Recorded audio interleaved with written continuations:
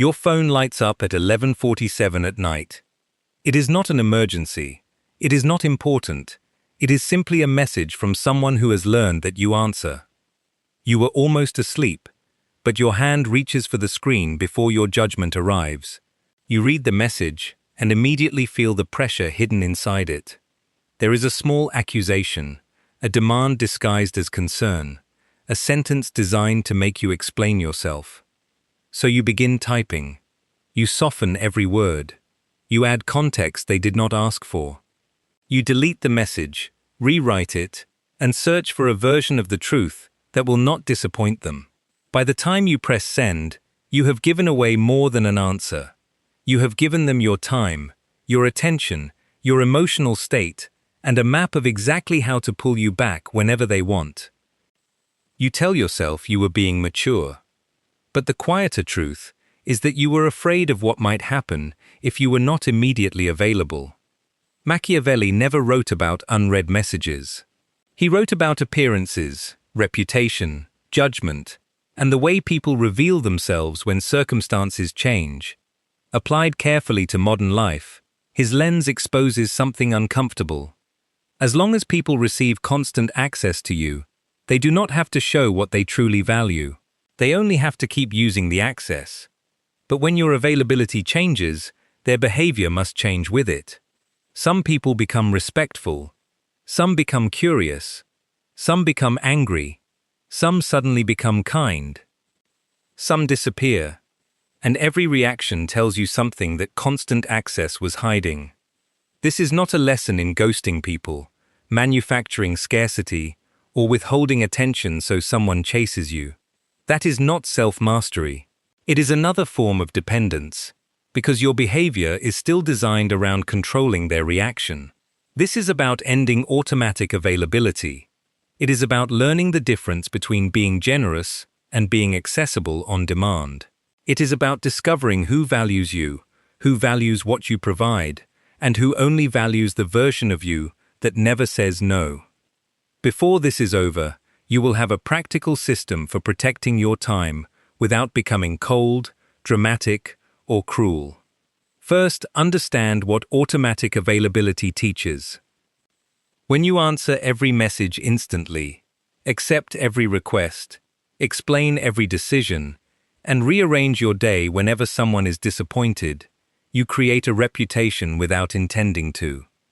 You teach people that their urgency outranks your priorities, that your boundaries are temporary, and that discomfort is enough to move you. Then one day you finally say no, and they react as if you have taken something from them. That reaction can make you question yourself. Have I become selfish? Have I changed? Am I abandoning someone who needs me?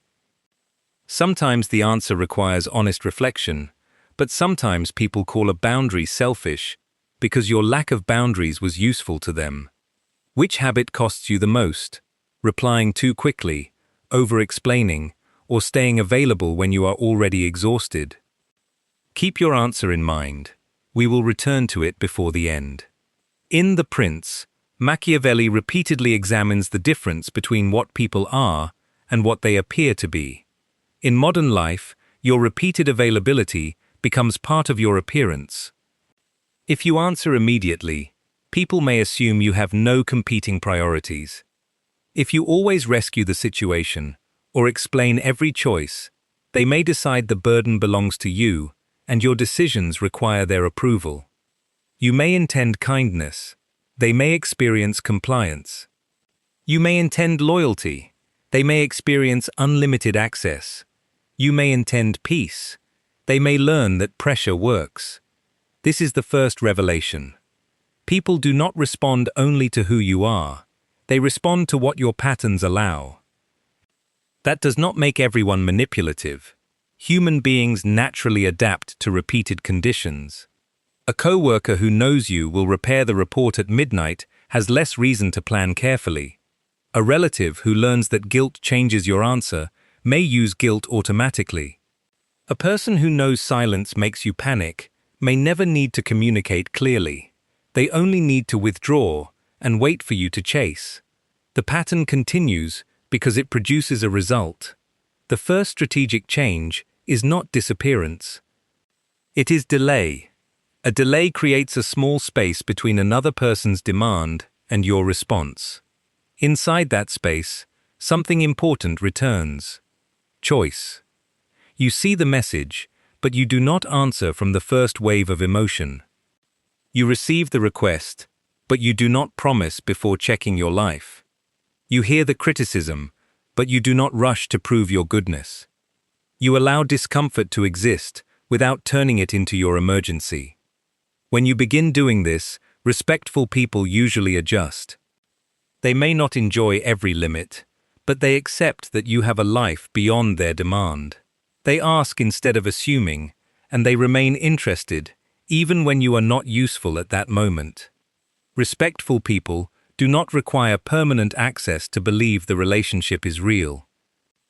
But others reveal a different motive. The moment you stop answering immediately, they increase the pressure. They send another message, create urgency where none exists, or ask why you have suddenly changed. They do not ask what happened to your time. They ask what happened to their access. That difference matters.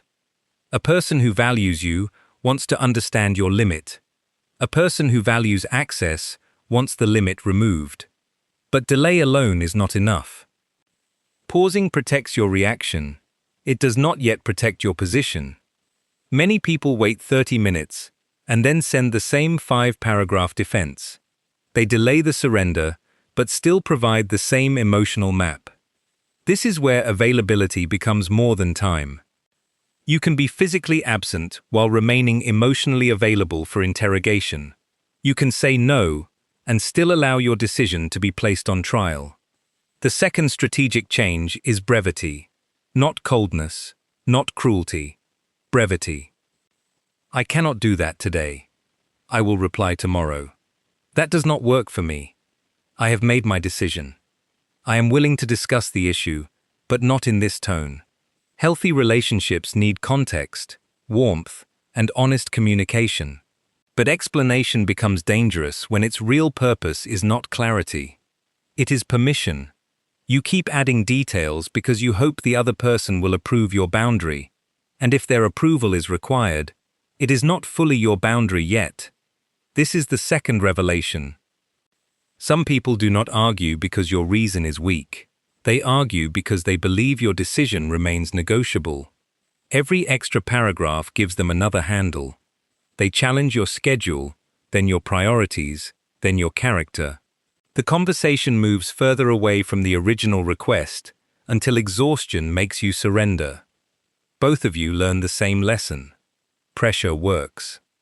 A Machiavellian analysis pays attention not only to what behavior is called, but to the result it repeatedly produces. Someone may say they are only asking for clarity, but if every request for clarity ends with your surrender, the outcome deserves attention. Someone may say they miss the old you, but perhaps the old you was easier to interrupt, guilt, and control. Do not rush to label them evil. Observe. Strategic judgment begins when you stop declaring every uncomfortable behavior innocent or malicious before enough evidence exists. Watch what repeats when access changes. Do they become more respectful or more forceful? Do they care about your well-being or only about restoring the old arrangement? Now comes the necessary correction. Absence is not automatically power. Sometimes silence is fear wearing a confident expression. Sometimes protecting your peace becomes an excuse to avoid a conversation you owe someone. If you were always available and suddenly disappear without explanation, even a caring person may feel confused. The ethical difference is intention. Are you creating space to choose wisely, or withholding attention to make someone anxious? Are you setting a boundary, or punishing them without explaining what happened? Are you protecting structure, or trying to make someone chase you? Manipulation tries to control their reaction. Self-mastery takes responsibility for your action. You do not need to become mysterious. You need to become deliberate. You do not need to make people fear losing you. You need to stop fearing every moment in which they may be disappointed. You do not need to disappear. You need to become present by choice. Once you do, a deeper revelation appears. Some relationships survive only because you carry all the motion. You begin every conversation, repair every misunderstanding, and plan every meeting. Then you step back, not as a test, but because you are tired, and everything becomes still. The silence did not destroy the relationship. It revealed how much of it you were producing alone. This is one of the hardest truths to accept. Care can exist without perfect balance. But care that never becomes action cannot support every kind of relationship. You are allowed to judge a pattern by what it produces, not only by the kindest explanation you can invent. Which revelation is harder for you? Discovering that someone becomes angry when you set a limit? Or discovering that they make no effort when you stop doing everything? The first exposes entitlement. The second exposes absence. Both give you information, and information becomes power only when it changes your judgment. The third strategic change is consistency. A boundary spoken once, but abandoned under pressure, becomes a request.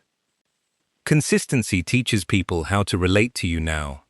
Do not judge a relationship only by the first reaction to your boundary. Some people resist because the change is unfamiliar, then adjust with maturity. Others behave respectfully for a few days while waiting for the old access to return. The real evidence is what remains after the emotional moment passes. Do they begin asking, instead of assuming? Do they respect your limit when it costs them convenience?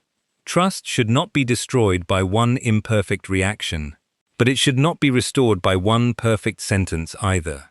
Let consistency reveal consistency. This is where another Machiavellian idea matters. Machiavelli's political vocabulary values the capacity to read changing circumstances and adjust conduct accordingly.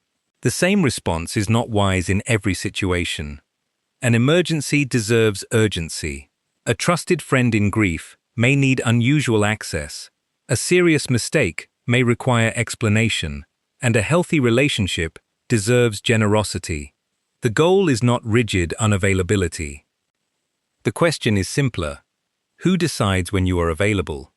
If the answer is always the loudest person, the most disappointed person, or the person most willing to create guilt, your time is not fully yours.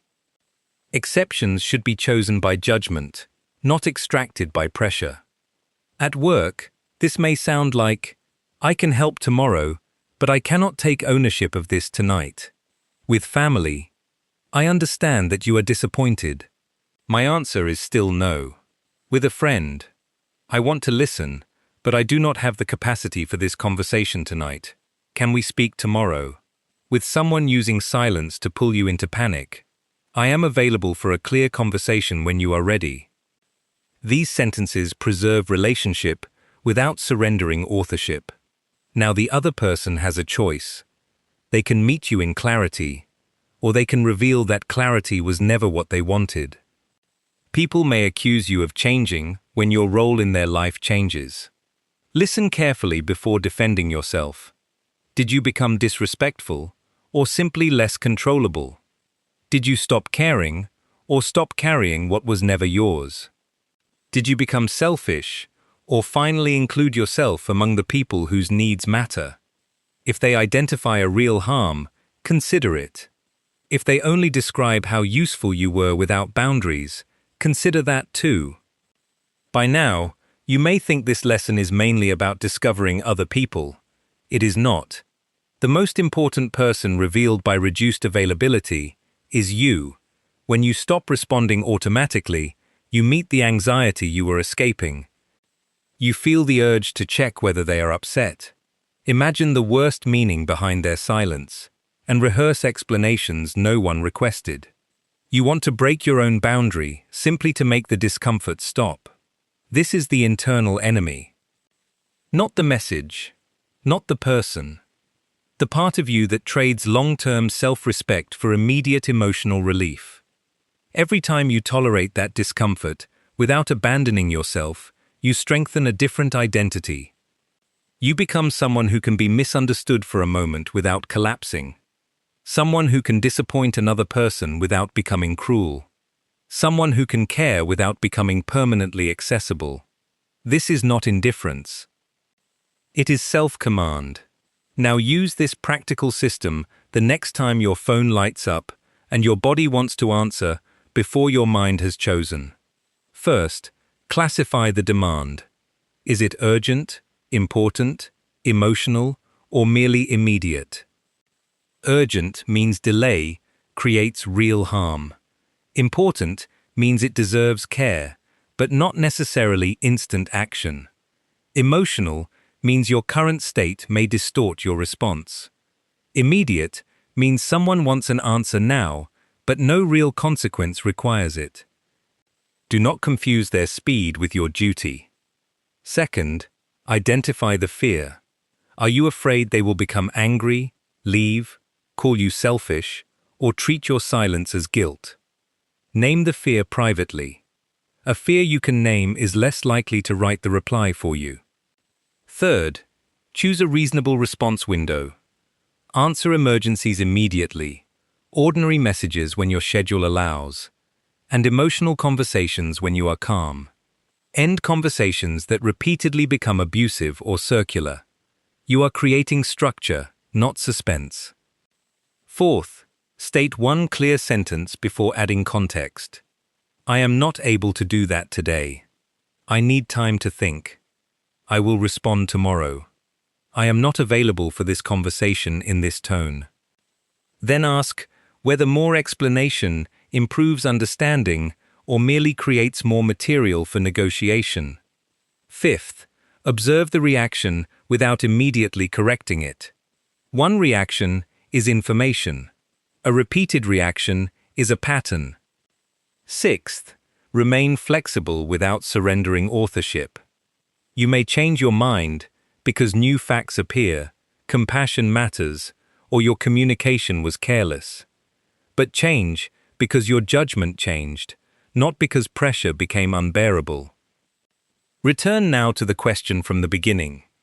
What costs you most? Instant replies, long explanations, or access when you are exhausted? Your answer points to your first practice.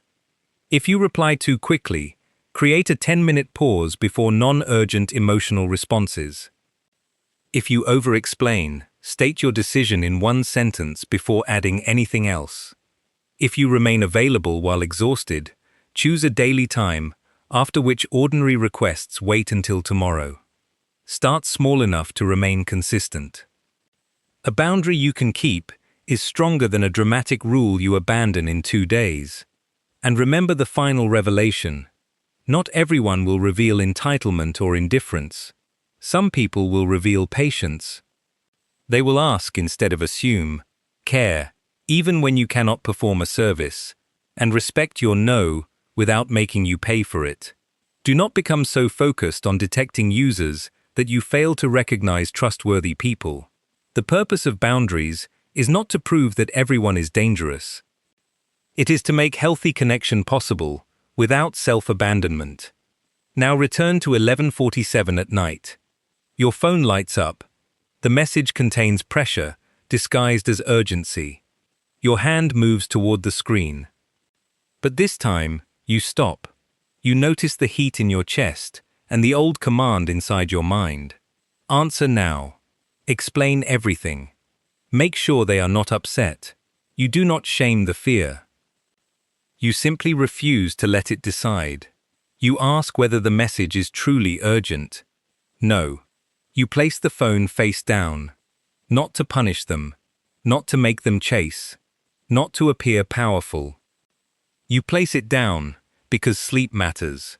Tomorrow matters. And your attention is no longer available to every demand the moment it appears. In the morning, you answer clearly.